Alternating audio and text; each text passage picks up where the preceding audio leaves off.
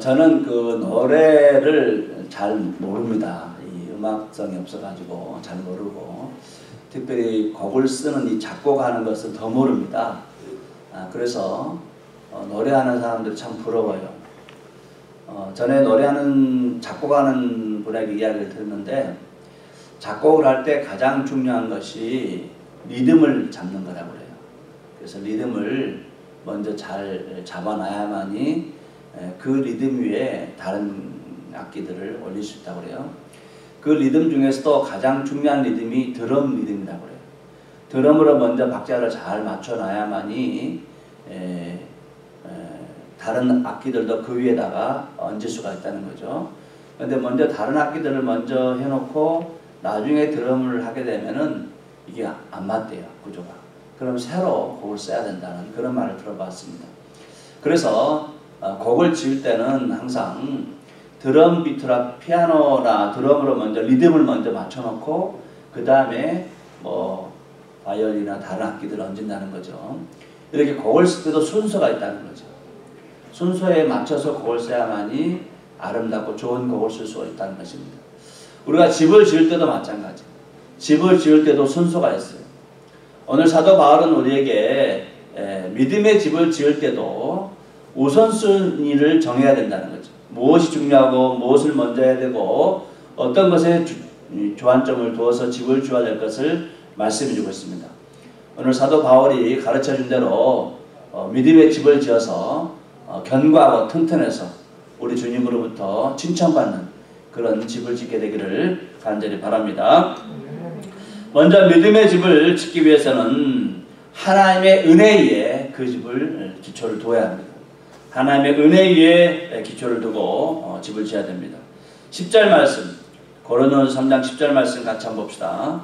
시작. 내게 주신 하나님의 은혜를 따라 내가 지혜로운 건축자와 같이 터를 닦아두매 다른 이가 그 위에 세우나 그러나 각각 어떻게 그 위에 세울까를 조심하지니라. 아멘.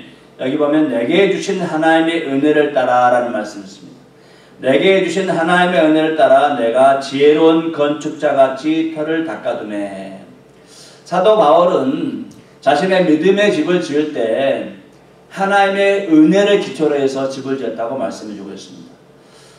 사도 바울의 일생에 있어서 하나님의 은혜를 빼면은 사도 바울은 핍박자요, 포행자요, 또 살인자요, 죄인 중에 개수일 수밖에 없습니다. 그러니까 하나님의 은혜가 입혀지니까 사도 바울이 되는 것입니다. 사울에서 바울이 되고 핍박자에서 선교사가 되고 이방인의 빛을 밝히는 하나님의 거룩한 종이 될 수가 있었다는 것입니다. 바울이 바울되게 하는 것은 바로 하나님의 은혜였습니다. 디모데전서 1장 13절 14절 말씀, 내가 전에는 비방자요 박해자요 폭행자였으나 도리어 긍휼을 입은 것은 내가 믿지 아니할 때에 알지 못하고 행하였습니다. 우리 주의 은혜가 그리스도 예수 안에 있는 믿음과 사랑과 함께 넘치도록 풍성하였도다. 예수님의 은혜로 말미암아 하나님의 은혜로 말미암아 쟤네는 비방자요 폭행자요 또 박해자요 살인자였으나 긍휼을 입어서 하나님의 사도로 섬길 수가 있었다고 말씀해 주고 있습니다. 로마서 3장 24절 말씀에도 그리스도 예수 안에 있는 성령으로 말미암아 하나님의 은혜로 값없이 의롭다 하심을 얻은 자 되었느니라. 사도 바울은 죄인 중에 개수였어요. 두목이었어요. 그런데 그리스도 예수 안에 있는 성령으로 말미암아 하나님의 은혜로 값없이 의롭다 하심을 얻게 되었다는 것입니다. 죄인이 의인이 되는 것, 그것은 바로 하나님의 은혜라는 것입니다. 은혜 없이는 죄인이 의인이 될 수가 없습니다. 수십 년 전에 영국에서 전 세계 비교 종교 학자들이 모여서 토론을 벌였습니다. 비교 종교라는 것은 다른 종교와 기독교와 여러 종교를 서로 비교해서 연구하는 것을 말합니다. 이 학자들이 모여서 각 종교의 특징들을 하나씩 이렇게 정의를 내는 그런 토론을 벌였어요. 기독교를 정의하는 그런 시간이 됐는데 장시간 토론에도 기독교에 대한 정의가 세워지지 않는 거예요. 기독교에 대한 정의가. 그때 라니아 연대기를 썼던 C.S. 루이스라는 그분이 자기 방을 잘못 들어갔어요. 자기 방을 잘못 들어가서 그 토론장으로 들어갔어요. 들어가서 앉아서 이렇게 앉아보니까 무슨 이야기를 하고 있는데 토론이 끝이 안 나는 거예요. 그래서 앞에 있는 사람에게 지금 뭘 가지고 토론하고 계세요? 그랬더니 기독교의 특징을 한마디로 정의하는 토론을 하고 있다는 거죠. 기독교의 특징이 무엇이냐? 그 말을 듣고 C.S. 루이스가 손을 들면서 이야기했습니다. 기독교의 특징은 하나님의 은혜입니다. 기독교에서 하나님의 은혜를 빼면 기독교가 아닙니다. 불교는 고행을 말하고 또 힌두교는 업보를 말합니다. 유대교는 율법을 강조하고 이슬람교는 코란을 말합니다. 그런데 기독교는 은혜가 없으면 기독교가 아니라는 것입니다. 기독교에서 하나님의 은혜를 빼면은 기독교를 할 수가 없습니다. 죄인이 의인되는 것은 우리의 선행이나 우리의 노력이나 우리의 의가 아니라 오직 하나님의 은혜로 죄인이 의인되었다고 말씀해주고 있습니다. 그러므로 우리가 믿음의 집을 지을 때 항상 하나님의 은혜를 사모해야 됩니다. 자신의 의와 자신의 노력과 자신의 선행이 아니라 죄인임에도 불구하고 하나님의 은혜로 말미암아 내가 하나님의 자녀가 되었다는 이 하나님의 은혜가 먼저 믿음의 집을 지을 때 바탕이 되어야 돼요. 하나님의 은혜를 항상 사모하고 은혜 받는 자리를 늘 추구하고 은혜를 위해서 늘 기도하고 그래서 은혜가 있는 곳, 말씀과 찬양이 있는 곳, 기도가 있는 곳 이 은혜의 자리를 늘 사모해야 돼요. 이런 사람이 바로 견고한 믿음의 집을 지을 수가 있는 것입니다. 여러분들 하나님의 은혜를 늘 사모하시길 바랍니다. 사슴이 신의 문을 찾듯이 은혜를 늘 사모하셔야 돼요. 어제 은혜 받았으니까 오늘 은혜 받지 않아도 된다는 것이 아니라 끊임없이 사슴이 신의 문을 발견하기 위해서 발굽이 다 닳아질도록 판단했습니다. 그만큼 먹어도 또 먹고 싶은 또 마시고 싶은 그 은혜의 생수 은혜의 샘물을 늘 사모해야 돼요. 그래서 어제 들은 말씀 오늘 또 듣고 어제 본 말씀 오늘 또 되새김질하고 어제 들었던 방송 오늘 또 듣고 계속적으로 은혜가 있는 것은 계속 사모해야 되는 것입니다. 전에 한 집사님이 있었는데 이 집사님이 목사님들 테이프를 엄청나게 들어요. 목사님들 테이프를 그 중에는 이단들이 말하는 그 테이프도 있어요. 이단들이 말하는.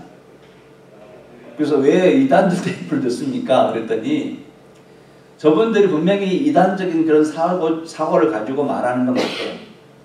그런데 그 사람들이 인용하는 구절은 성경 구절이라는 거예요. 네. 인용하는 구절은 성경 구절 가지고 인용을 한다는 거죠. 근데 그 사람들은 성경 구절을 가지고 엉뚱한 것으로 인용을 하지만은 자신은 하나님께 받은 은혜로 그 성경 구절을 덧입힌다고 해요. 네. 은혜로. 성경 구절만큼은 하나님의 은혜로 쓰여진 거예요. 그래서 그 사람들은 그것을 이단적으로 해석하지만 자기는 하나님의 은혜로 그것을 받는다는 거죠. 그만큼 그 사람은 은혜 있는 것을 사모했어요. 어제 들은 테이프 또 듣고 달아질도록 듣고 늘어질도록 들어. 이런 은혜를 사모하는 사람이 바로 견고한 집을 지을 수가 있는 것입니다. 바라는 여러분들이 말씀과 찬양과 기도와 무엇을 하든지 하나님 은혜를 사모하시고 은혜를 바탕으로 믿음의 집을 지어서 주님께 칭찬받는 우리 모든 식구들 되기를 간절히 바랍니다. 두 번째 믿음의 집은 예수 그리스도의 터 위에 세워져야 합니다. 본문 11절 말씀 같이 읽어보겠습니다. 시작. 이 닦아둔 것 외에 능히 다른 터를 닦아둘 자가 없으니 이 터는 곧 예수 그리스도라. 믿음의 집은 예수 그리스도의 터 위에 세워야 한다고 말씀해주고 있습니다. 이 터는 곧 예수 그리스도라. 이 터는 흔들리지 않은 반석입니다. 반석은 넓고 크고 깊게 뿌리를 내리고 있습니다. 그래서 지진이 오고 홍수가 나고 창수가 일어나도 이 반석은 흔들리거나 무너지지 않습니다. 그래서 이 반석에 세운 집은 절대로 무너지거나 쓰러지지가 않는 것입니다. 1970년 4월경에 우리나라에서 가장 큰 아파트 단지를 지은 아파트가 무너졌어요. 그 아파트가 바로 와우 아파트입니다. 70명의 사람이 사상자가 났는데 33명이 죽고 또 39명이 중경상을 입었습니다. 조사를 했는데 왜 사고가 났느냐 조사를 했는데 그 주 원인이 기초공사가 부실했기 때문에 1층, 2층, 3층 지을 때는 괜찮았어요. 그러나 그 큰 단지가 위로 올라가면 올라갈수록 무게가 무거워지는 거예요. 급히 짓다 보니까 터다기를 소홀히 했어요. 기초 다지기를 부실하게 했어요. 무게가 많아지니까 내려앉은 거예요.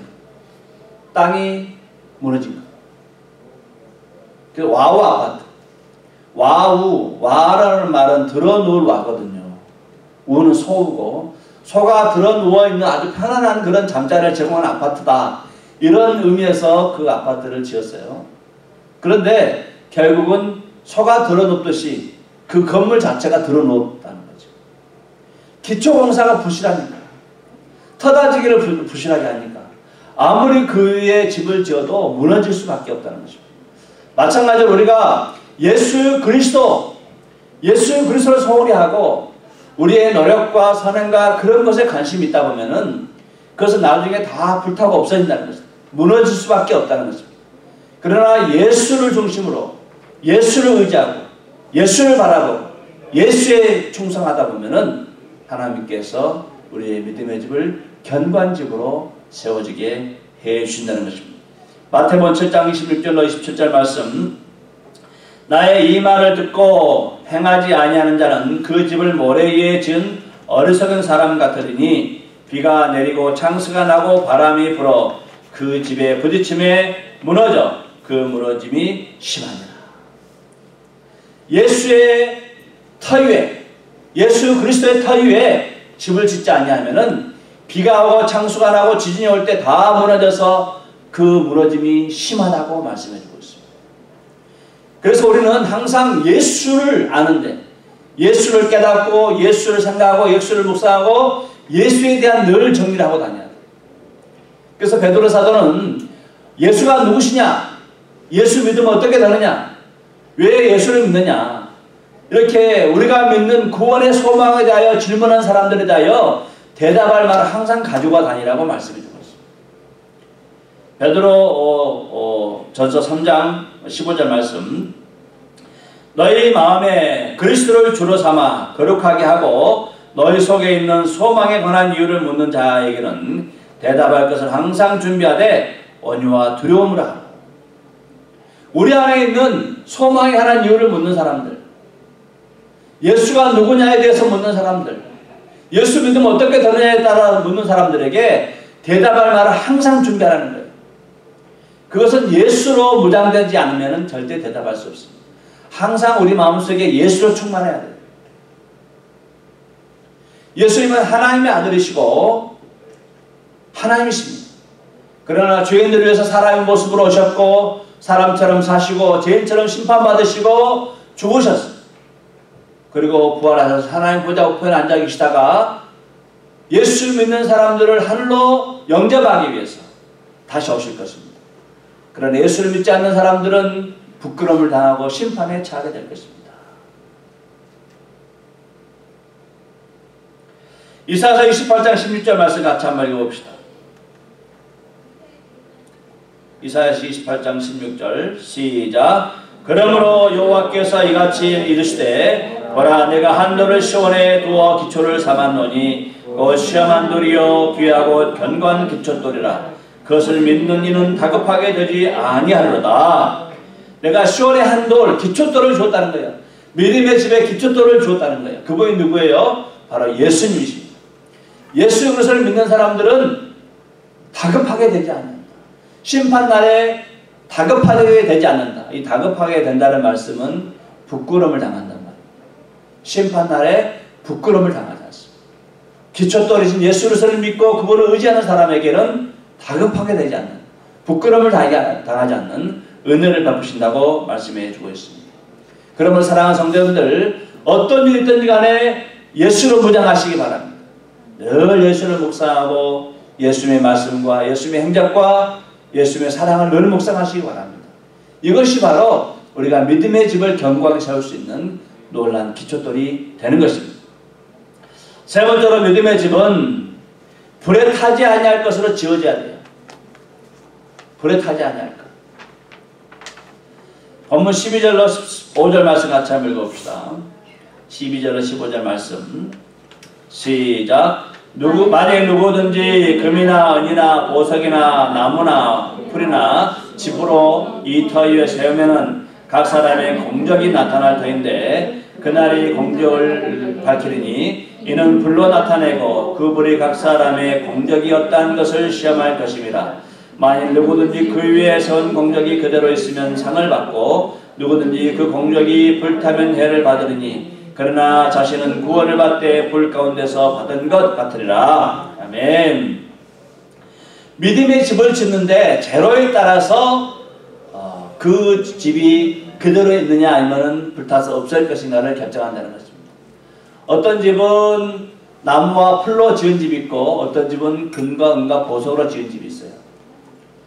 나무와 풀로 지은 집은 불이 나면은 다 타버리고 없다는 것입니다. 전에 저희 친구랑 같이 밤에 어렸을 때 동네에서 놀고 있는데 저쪽 산 중턱에서 불이 엄청나게 큰 불이 났어요.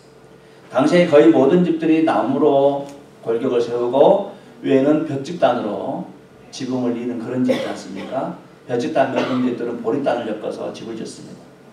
그런데 그런 집이 불이 난 거예요. 불이 그렇게까지 높이 올라간 건 처음 봤어요. 집 위로, 지붕 위로 불이 올라가는데 어마어마하게 높이 올라갔어요. 그래서 멀리서도 그 집이 누구 집이라는 걸 알 수 있어요. 와, 불났다 하고 이제 사람들 다 모여서 이제 불을 보는데 재미있는 것 중에 또 하나가 불구경이라지 않습니까? 자기 집만 안 타면 돼요. 자기 집만 안 타면 돼요. 근데 친구 중에 하나가 옆에 있는 다른 친구에게 야, 저건 너네 집 같은데?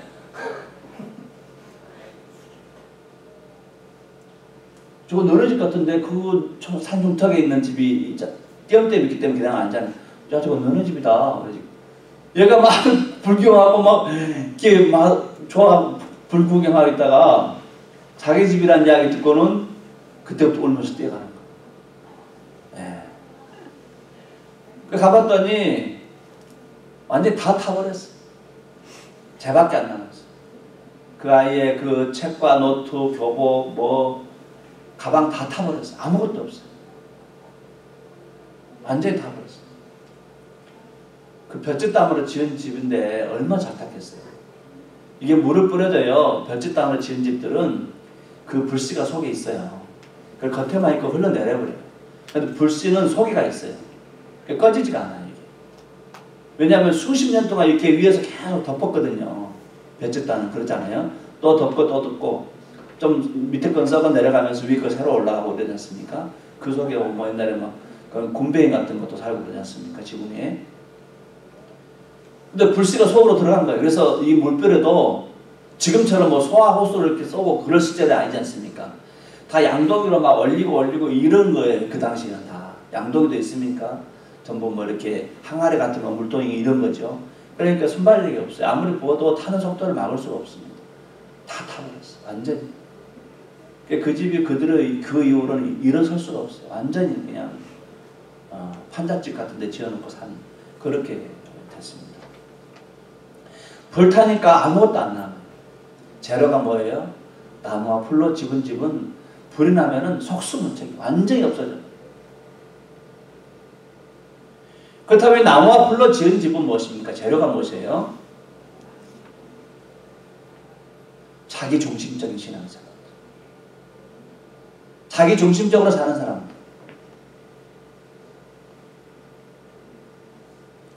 자기 중심으로 살아가는 사람들은 나무와 풀로 집을 지은 사람.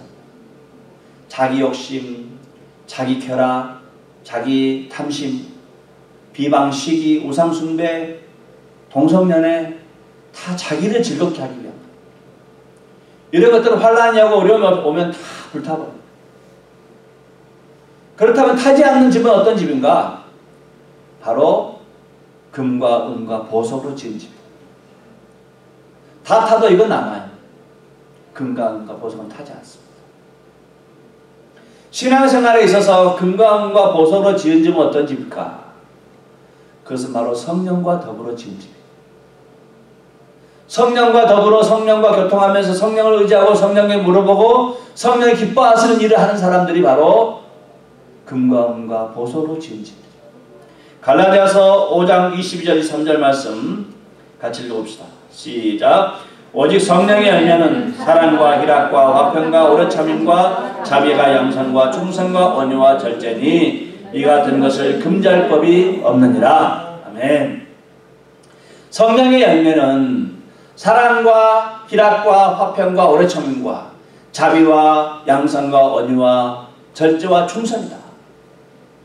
이런 것들은 금지할 법이 없다는 것입니다.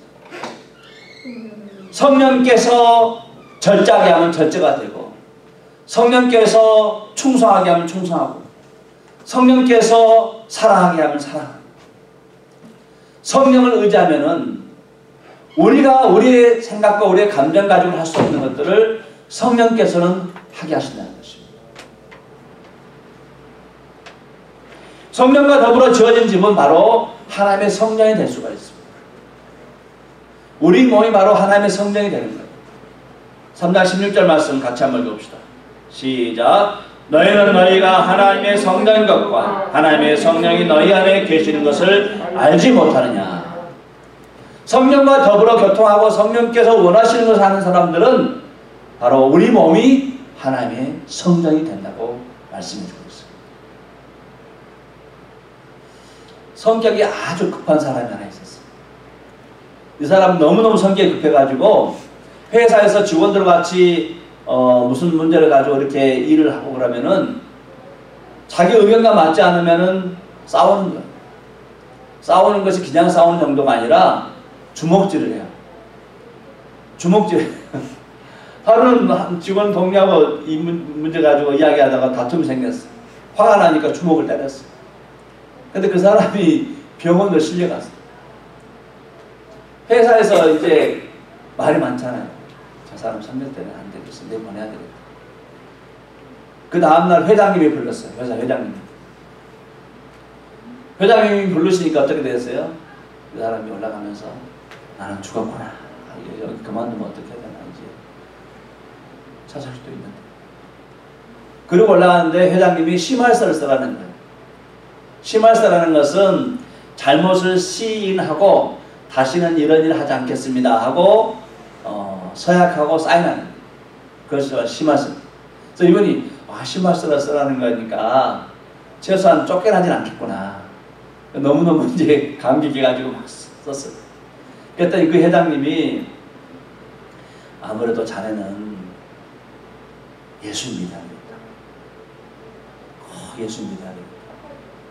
이분이 죄인이잖아요. 이제 잘못 걸리면 쫓겨날 수 있으니까 예, 내가 지금부터 예수에 대해서 소개할 테니까 믿어보라. 예. 그래서 예수에 대해서 소개했어요. 영접기도 시켰어요. 그 자리에 영접기도 따로 했어요. 그러고 나서 그 회장님이 축복기도 해주셨어요. 하나님 아버지, 이 형제를 불쌍히 여겨주시고 이 형제에게 성령을 보내주셔서 예수 잘 믿게 하시고 하나님 나라의 거룩한 일꾼 되게 해주세요. 한여름하고 축복기도 했어요. 그런데 신기하게도 이분이 축복기도 받고 내려오는데 그렇게 마음이 가볍고 기쁘더래요. 그래서 그 다음 주부터 이분이 교회를 갔어요. 교회를 다니는데 이분에게는 장애 아이가 하나 있어요.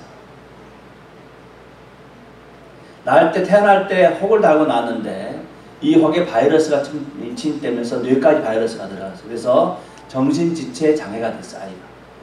그래서 10몇 년 동안 계속 누워있는 거예요. 그래서 이 부부도 거의 매일 병원에서 먹고 자고 살고 병원에서 출퇴근해요. 병원이 자기 집이에요. 왜냐면 아이를 돌봐야 되니까. 근데 그 당시에 그 병원에 같이 입원했던 어린아이가 있었는데 그 어린아이를 할머니가 간호를 해요. 이 아이는 병원에서 수술이 잘못돼가지고 의료사고로 식물인간이 된 아이예요. 그래서 부모님 없어요. 할머니가 간호해요. 그래서 방치됐어요. 얘가. 병원에서 나갈 때가 돼도 안 나가고 있으니까 이쪽에서는 당신들 알아서 하시오. 당신이 잘못했으니까. 그렇게 아이가 방치된 상태예요. 근데 이 할머님은 80 넘으셨어요. 연세가 많아요. 그래서 이분한테 찾아와가지고 내가 이렇게 몸도 안 좋고 언제 죽을지 모르는데 당신이 내 아이 좀 맡았으면 좋겠다. 그럼 내가 편히 눈을 감을 수 있겠다. 그 말을 듣고 이분이 거절을 못 하겠더라는 거죠. 그래서 예, 해놓고는 그 병원에 있으니 같이 옆에 잠자면서 이렇게 한 거예요. 근데 그 할머니 1년 뒤로 돌아가셨어요. 나중에 이 아이를 받아줬다는 것을 알고 그 병원에 그런 의료사고로 입원하는 아이들이 4명이나 있더래요.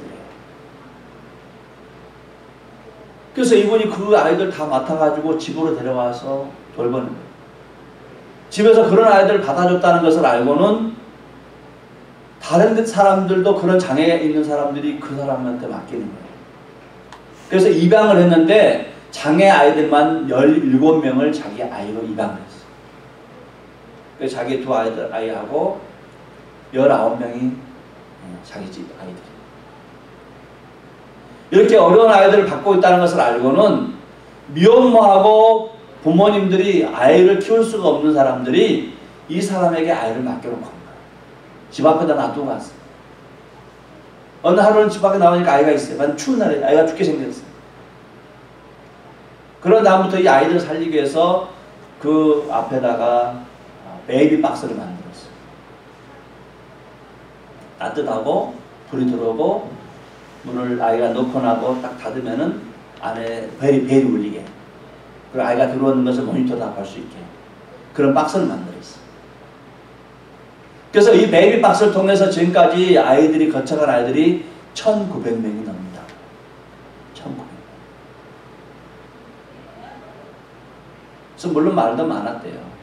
아이를 그렇게 하면은 오히려 아이를 방치하게 버리게 조장한 것이 아니냐. 그래서 마음이 상처가지고 안 하려고 하다가도 아이들이 이렇게 오면은 불쌍하니까. 요즘에 이제 구청이나 이런 데서 한 받아가지고 가져간대요. 우리 가겠습니다. 키우기는 우리 가겠습니다.